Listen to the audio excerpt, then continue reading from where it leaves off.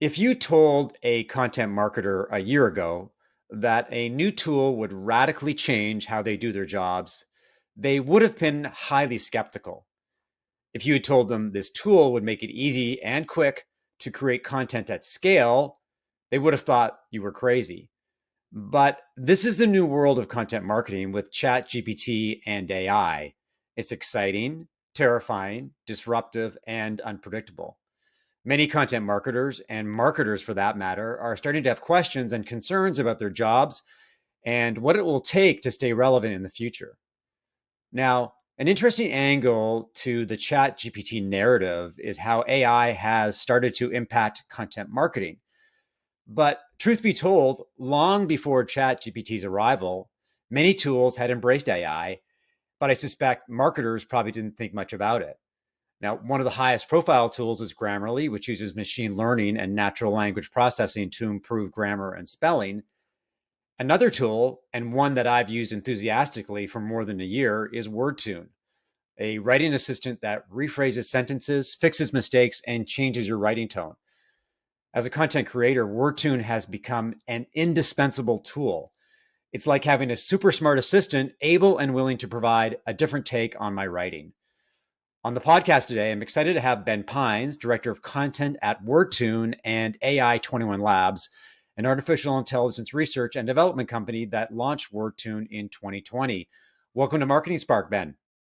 Hey, Mark, thanks for having me.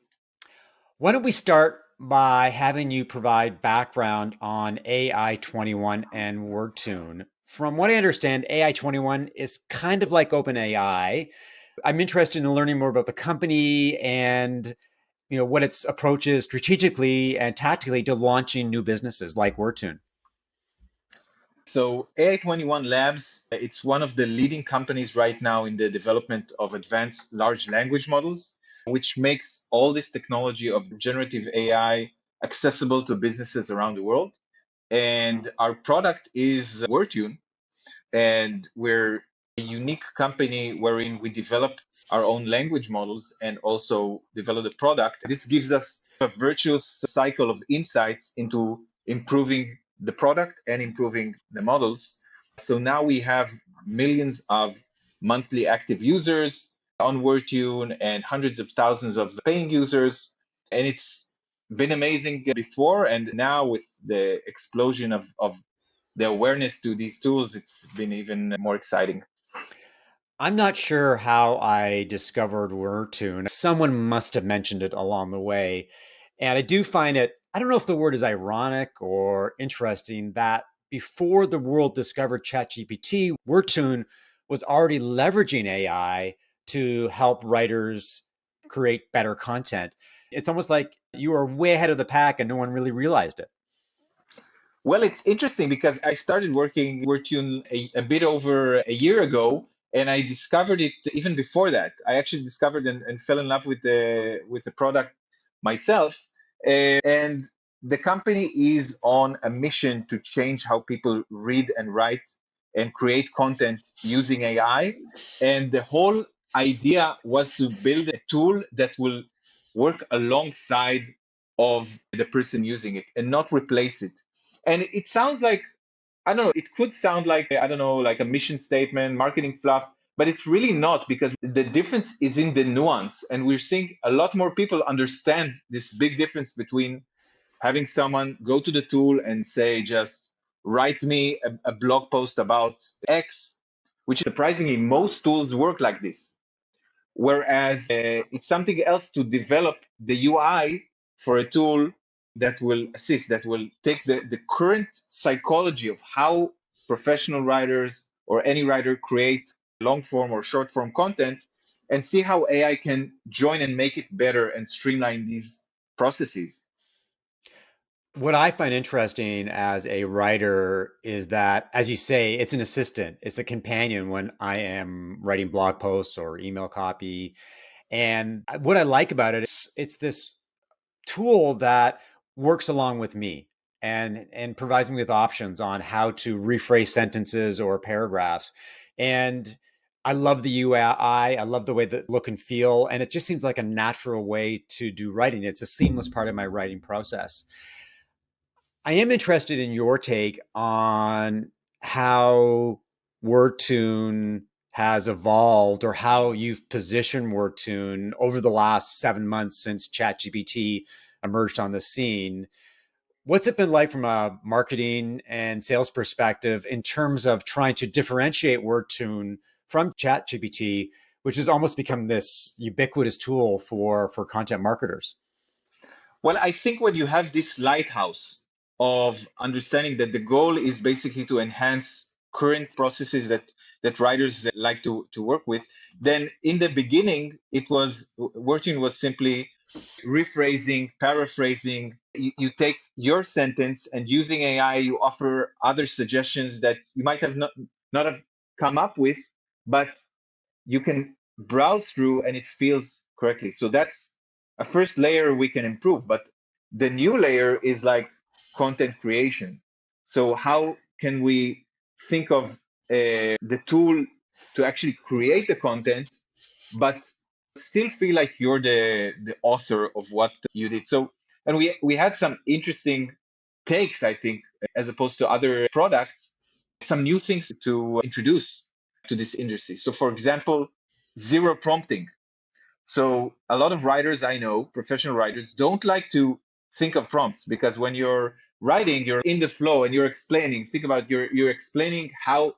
Let's say you're writing about how to be persuasive, and you're in it. You're explaining like this is the key. To be persuasive, you have to be assertive. And then let's stop what I'm thinking and let's write a prompt. Right, like write me how being persuasive. It's like a continuation of the flow. So here, if you're just without a prompt, you're just saying, okay, based on what I've already written, just continue writing, which is built into our UI, you can actually not interrupt that flow. And another way is just, okay, instead of writing a whole elaborate prompt, if I can just phrase the prompt with 3 words. So I'm in the middle of a sentence and I'm just writing expand on precision. I stopped the thought process a bit, but I didn't have to phrase it with these long, you see these long prompts of like 30, 40 words. My gosh, like writers, you expect writers to write these prompts, just 3 words, and you generate a paragraph. And it's the continuation of how AI can join the process without interrupting it. So this is a whole new category that we started and we added recently. We only added it on January. That's where the spices menu was added, and it gives you counter arguments and citations and I love the things that as content creators we could use and we need and can save us from what one of the things that it saves you is from the back and forth Google and Google editor. You just stay in the editing and you can get a lot of help with ideation, with finding some research and so on, all on the same page.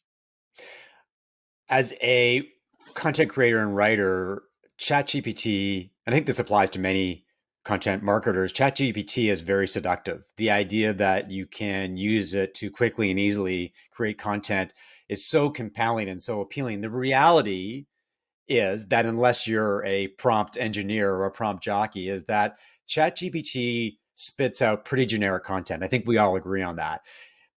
One of the things that I've experienced firsthand in creating content for clients is that I'll use ChatGPT, I'll apply some editing to it. You know, I've been a writer for more than 20 years, so I'm a pretty good editor at this point in time. And then I'll give it to the client. And my experience is that by and large, they see right through it. They look at the copy and they may not know it's ChatGPT generated, but they look at the copy and there's something not right about it. There's just something, it may not flow naturally. Maybe it's just words being jammed together as opposed to the creative process happening in a very normal human like way.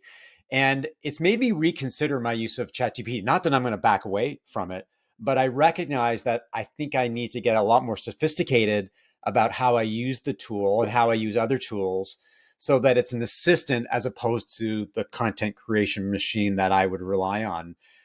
What's your take on this whole view that ChatGPT is a tool, not a replacement for writers?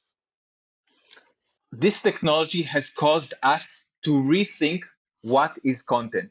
Like, and I've been having this conversation with a lot of content creators and editors. It's like this technology came out and it's like, okay, some of what I'm doing is still relevant and some is no longer relevant.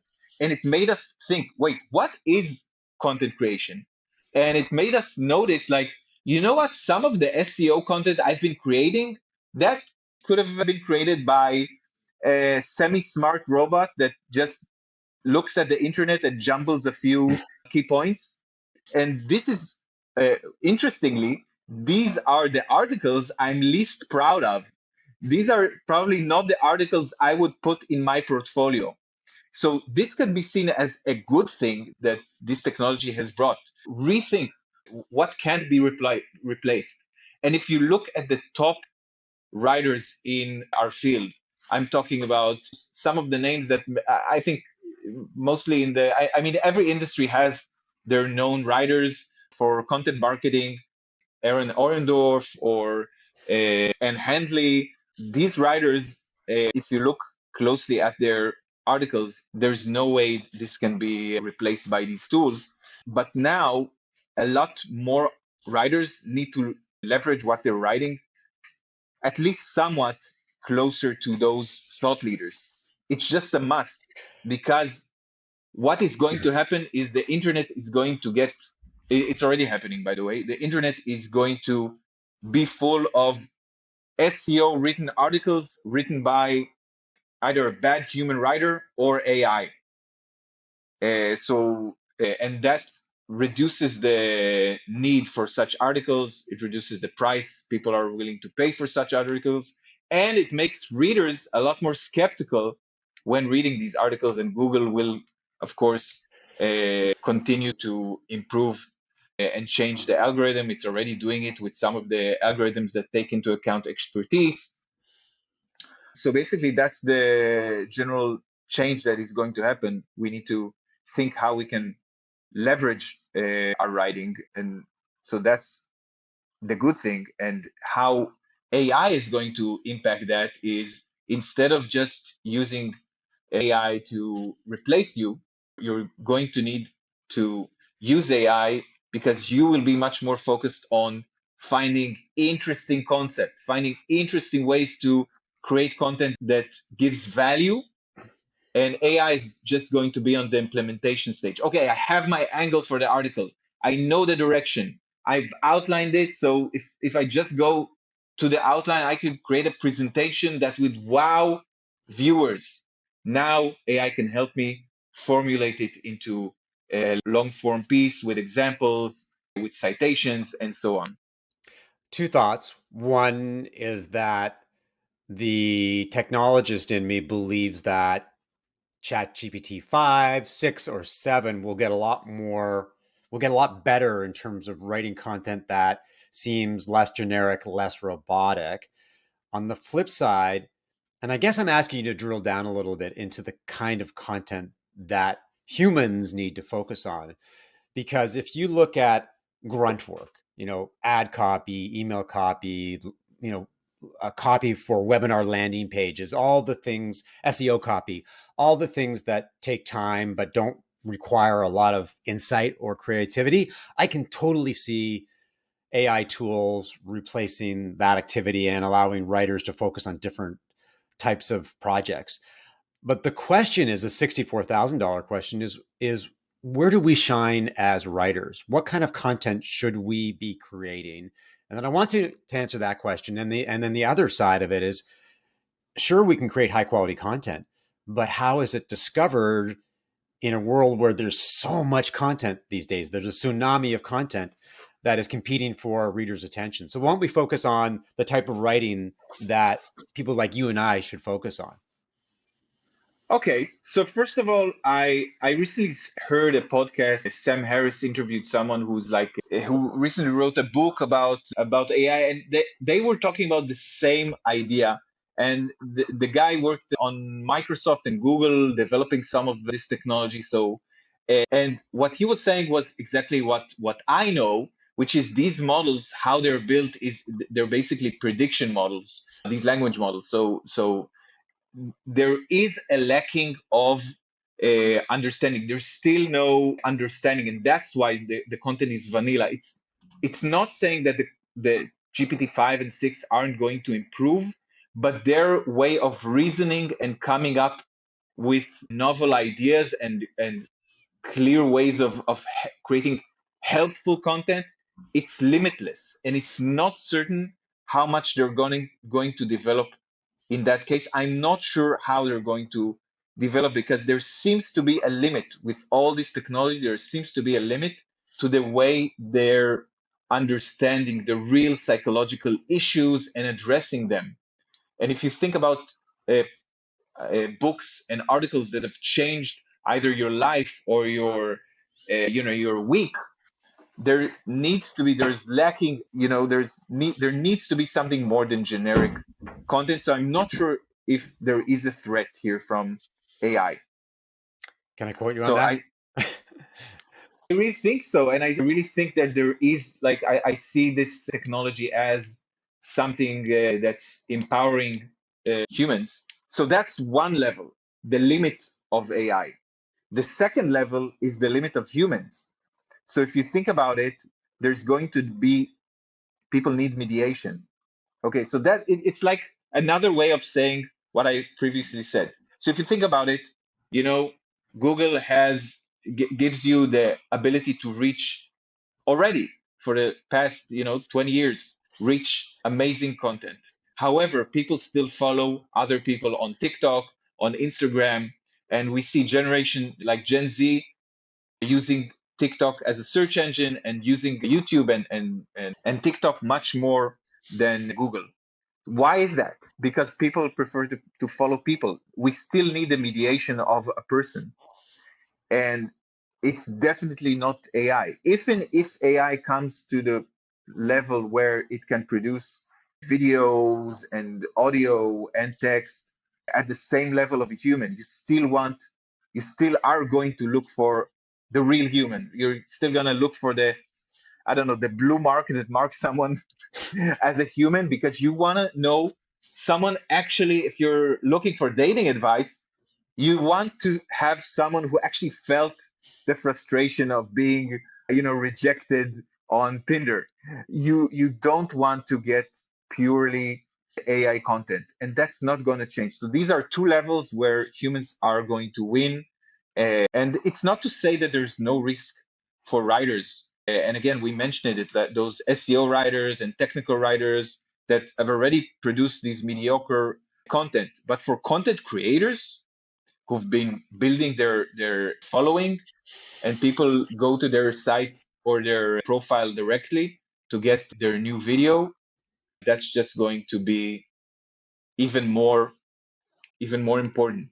Why? Because the more AI is there, the more that the medium level writers are going to turn to AI, the more need there will be for the type of content creators who don't use AI in the same manner, who use AI as an assistant, as an enhancement to them. Those are going to be more unique. And if you go there with the intention of being like doing the work, doing the hard work, you're gonna manage to be on top. It's a bit like being a photographer now. If you're a mediocre photographer, you're just gonna use, I don't know, like the your phone camera, and that's it. But those photographers who are diving deep into using cameras in the most sophisticated ways, those are the ones who are winning, the competition and awards, and are the one who are outstanding. I think that hopefully you're on the right track and there is a role for creative writers like us, people who are craftsmen or craftspeople, as opposed to content produced by robots. The thing that I worry about is that there will be a awful lot of content being generated. There's going to be huge amounts of competition for eyeballs, and that we're going to be, as readers, are going to be overwhelmed by content. Even if you use a tool like Google and you have a sophisticated way of finding that, even if you're relying on people to curate content for you, as somebody who is a content marketer and is trying to attract the attention to the content that you create, how do you think that content breaks out? You know, it's one thing to take a piece of content and repurpose it and have it available in multiple places, like a lot of these content gurus advocate. But the question is, how does content break through the noise? Because there's going to be an awful lot of noise. And my worry is that you'll have great content, but no one will ever see it. I totally agree. I think that's the $1 million question, because distribution and reach is going to be different. It's just going to be different. Like 20 years ago, I've been in the SEO and content marketing field for like 15 years or more, something like that. And for the last 20 years, this whole industry has evolved, and it's amazing to see how it's evolved. You can just searching Google wasn't an option 25 years ago. You needed to get specific information. You needed to go to a library and rummage through, microfilm and books, and and the internet has made information so much more accessible, and marketers rode on that and created, and used SEO to drive reach and distribution. And this is going to change. It's going to metamorph, like it's going to morph into something different. So what you need to, like, how it's going to morph, I don't exactly know, because it's hard to know. But people have been talking about the threat of Google. Google has, way before ChatGPT, Google has started, putting a lot more ads in. It started putting zero result, like rich snippets, results on top of, like, just showing their result without pointing to a website. And this was a threat. Like, it started being a threat, I think, 3 or 4 years ago, and the CEO of Withia has been talking about it for a while. And the way you battle this, and in the same way you need to battle the threat of AI in search results, is producing real followership. So and readership, if you produce a following with your content, if your content is not just answering a question, but it invokes, like, hey, this person has something interesting to say. And this happens if you are able to consistently create content that drives, like, insights and is genuinely helpful for people. Those people will follow you and will register for your email list. And then you're serving a specific niche, you're serving a specific audience. It's like the basics of marketing all over again. Your things that Seth Godin has been talking about for the past 10, 20 years, creating a following in a certain niche, and then your following is your audience. And instead of reaching like 1 million people, you're maybe reaching 1,000 people, but they are paying you. And this is stuff that SaaS companies can implement. It's also something that, the one-person business content creator can implement for their own business. Not to go off on a tangent, but it is interesting that you mentioned Google. And my experience over the last 7 months with the emergence of ChatGPT is that my use of Google has gone down dramatically. I turn to ChatGPT to create lists, frameworks, tell me the best B2B SaaS company, pricing pages, because information is right there as opposed to having to scroll through search results. As someone who started your career in SEO, what's your take on AI powered tools versus search engines? So I know that Bing and Google are now quickly scrambling to bring generative AI into their platforms, but how do you view the world now that people are just relying on ChatGPT for search results? And how do you think that's going to impact the big search engines? Great question. So let's look at this whole technology of generative AI as like the big box. But now, as technology spreads, it's like a car. There's the big category of a car, and then it divides into different categories. Like, you have the Jeeps and you have the minivans and all those. And this is what's going to happen with generative AI. So you have, the one of the bigger chunks is going to be like this answer engine. This is something Christopher Lockhead, who's a known marketer, is talking about. Like, instead of search engine, there's going to be the answer engine. Mm-hmm. So, and this is definitely now is a chance for competitors all over the world to create tools that are, those answer engines that maybe will compete with Google. I don't know. Maybe something will come up. Maybe it'll be ChatGPT will become a certain search engine. I don't know, but or answer engine. But yeah, I've been using Google also less frequently. There are amazing tools for research, and so it's certainly a threat for Google, and for marketers, it could be an opportunity. So, for example, if you notice the Bing results that now gives you the answer, but also gives you the citation, the sources, this is a good place. Like, how do you rank there?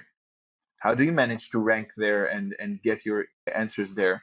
So it's going to be maybe a new methodology that's going to be competitive with SEO. Yeah, I'm personally I'm excited about the whole idea of answer engines. I think that the more competitive options you have to Google and Bing, the better it will be for everybody overall because competition is always a good thing. Turning our sights back to WordTune, given the number of tools being launched, and it seems like daily there are new and exciting tools that appear on the marketplace. Two questions. What's your take on the AI powered writing landscape? And what is WordTune's approach from a marketing and brand awareness perspective? You guys have been in market for almost 3 years. You've got a head start in terms of a large installed base. Millions of people are using the application.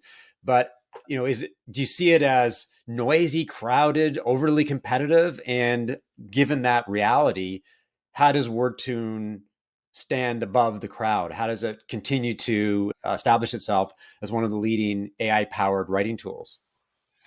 Okay, so basically, once this technology came out, it's like all about the technology. Everyone is excited about this new engine. But basically, the engine is less interesting, I have to say. The technology levels off. Every product uses the same basic technology of large language model to produce the content. The competition, I think, veers from the excitement from this new technology because it's not novel anymore to, okay, I understand that all the products use basically the same technology. How is the interface? Think of all the SaaS companies that have won. A lot of it was because of a superior interface. Figma is a great example, or Notion is a good example. There were tools before them that offered pretty much the same solution, but something about the UI and thinking the end user and developing a very handy and useful tool. And of course, adherence to a certain target audience. And of course, marketing also plays a great part of it, the audience and serving them and helping them. Sometimes it's outside even the product. If you think about a product like Drift, a lot of the success of a company like Drift is because of their superior marketing and the way they were able to really form a bond and connection with the audience. And that's a lot of what we're trying to do in terms of WordTune's audience, really understanding their needs, their challenges with using AI, what's keeping them from incorporating it, what are their pains, and so on. It is interesting from a marketing perspective that pretty much every B2B SaaS company, if you go to their homepage, it increasingly says AI powered. Because if you're not on the bandwagon, you risk being seen as being left behind. But you make a great point in terms of technology for the sake of technology is great. Everyone's going to have the same tools. Everyone's going to be relying on the same models to power their technology. But when it comes down to it, it's can you meet a need and can you delight someone in terms of how the service works, how they use it, whether it's user friendly, whether it creates the outcomes that they want. And at the end of the day, I think that's what matters most. When you look at the AI, ChatGPT and generative AI, what are you most excited and optimistic about? And on the flip side, what concerns you? What I'm most excited about is the fact that it's going to really let the person. the person who is going to be leveraged the most is the content creator. So I'm excited about the possibilities of content creators to really succeed in their either their personal business or helping other companies. So I think it's a continuation of a trend that's already been happening. So just being able to manage a business is so challenging, and we talked about the overwhelm and the fact that there's so much to follow and so many changes. And I think AI is going to mitigate some of these challenges. So you only read what really helps your own business, and you only create what your customers need you to create. So a lot of potential there just in streamlining businesses, especially small businesses where there's a lack of person power. I don't know. And I think the challenge really is spam, just filling the internet with so much content that it's going to be very hard to understand what is real and what is not, what is fake news and what is not. We're already seeing this. Also, silos in social media. So think about Cambridge Analytica and all those challenges in terms of politics, in terms of just like I don't know, like having groups. I don't know, go on very segregated routes, like each group is very offensive to one another. So with the power of AI, this can potentially become more of a problem, just because you can create a lot more content that's a lot more personalized. And I think the remedy for this is really to like to come up, like every danger produces an action from the viewers and the consumers who want to still consume content. So I think a way of thinking how to reform this connection, this personal connection that's not generated by AI with the audience, is sort of the answer to that. So communities and real connection to the user, that's the solution. We have covered a lot of ground in the last 35 minutes. I have put you on the spot in many ways because what's over the horizon is a mystery to many of us. As much as we can predict what may happen or want to envision what we would like to see happen, AI is such a volatile and evolving landscape that we're all trying to figure out as we go. One final question is, where can people learn more about you and WordTune and AI 21? So I'm usually writing on LinkedIn. So Ben Pines, you can search for me. You can follow the WordTune blog, wordtune.com/blog, and also on all the social media platform and YouTube.